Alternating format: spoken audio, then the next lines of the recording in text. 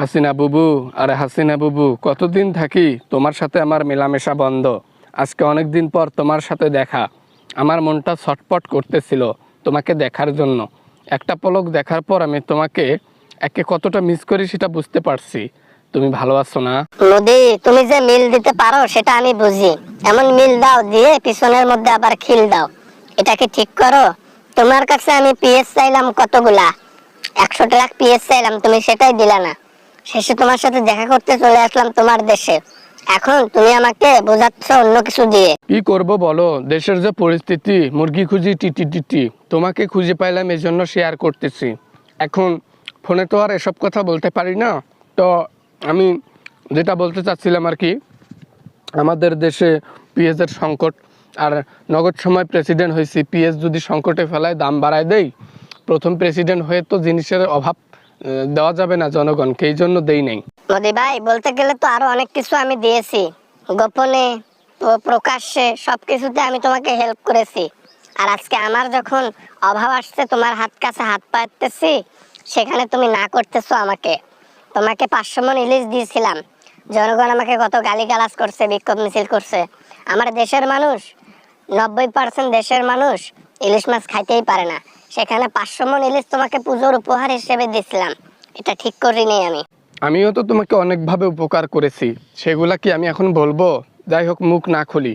আমার দেশে বেড়াতে আসছো, আমাকে খুশি করতে আসছো, কাজ সেরে চলে যাও। এখন এখানে এসে যদি তুমি আমার সাথে তর্ক করো, তাহলে কি আর সম্পর্ক থাকবে?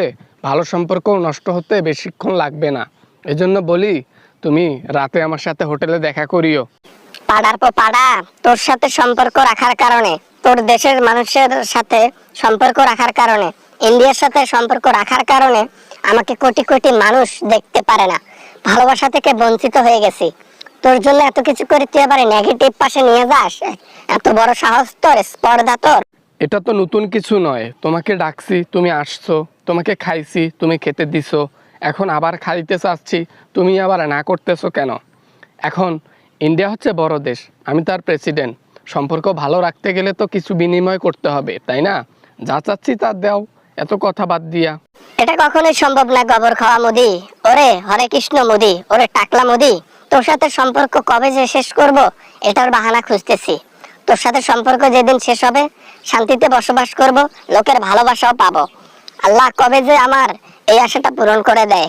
এখন চেয়েও আমি তোর সাথে সম্পর্ক নষ্ট করতে পারতেছি না, একমাত্র কারণ এই জিনিস দানাশের জন্য। এখন আমাদের দেশে জনসংখ্যা হিসেবে তো উৎপাদন কমে, এই জন্য ঝামেলা।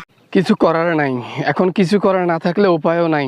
এখন সম্পর্ক ভালো রাখতেই হবে আমার সাথে। জিনিস নিতে গেলে সম্পর্ক নষ্ট করা যাবে না, এই কথাটা মনে রাখিও।